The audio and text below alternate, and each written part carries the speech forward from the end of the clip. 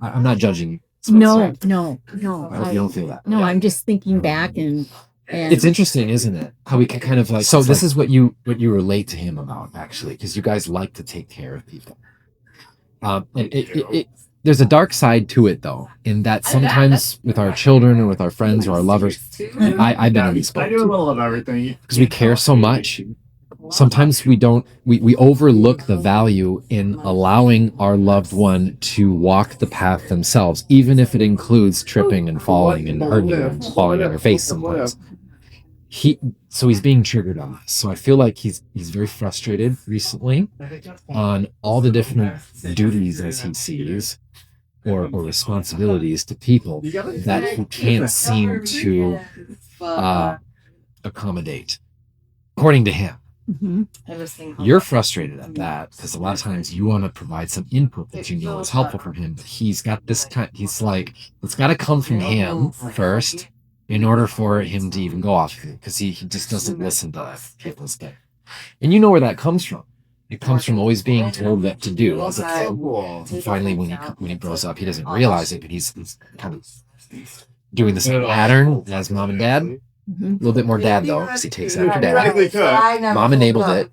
So it's like, it's not necessarily a bad thing, but you enable some of him, and, it happens with us. I've had most of my relationships have been this way, where it's either I'm like, the should I say it? Maybe narcissist, or narcissistic energy. Doesn't mean you're necessarily a narcissist, but the one who wears the pants and it goes a little bit too far over here with the pendulum. And then there's the other person who's like the follower, and it's like the one who's like, okay, I had parents like this too. You had parents, so we model, subconsciously.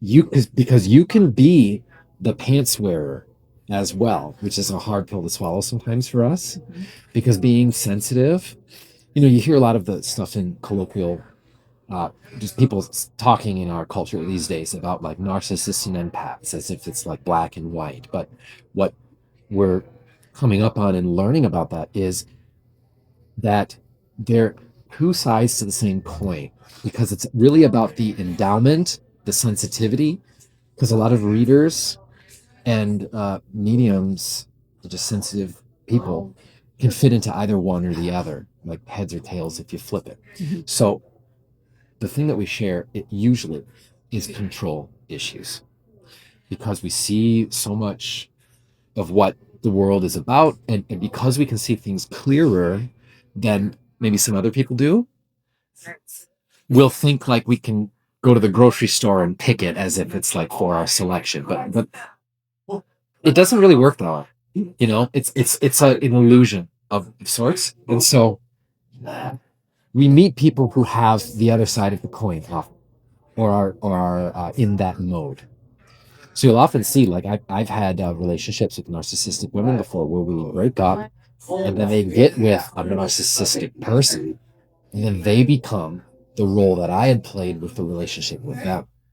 And they'll kind of like get that. I get that sense that you kind of had that before, because there was one relationship you had in your 20s, I want to say like 23, where you were a little bit controlling of him, a little bit domineering, because he was maybe like I don't mean it in a bad sense, but like a beta kind of male, where it's like you stepped into that role and you were like, I'm gonna be mama bear, kind of, I'm not judging you. no. I hope you don't feel that. No, I'm just thinking back and It's interesting, isn't it? How we can kind of like, it's like, wow, it expands the perspective.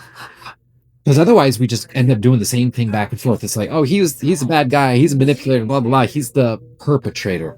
But I'm going to say something that's been coming up so often lately with everybody, including myself. There can only be a perpetrator if there's an enabler. You can't lose to a game that you choose not to play. But as the sensitive ones, sometimes we don't realize what we're doing, because we're not in the same space as the narcissist. The narcissist is only in himself.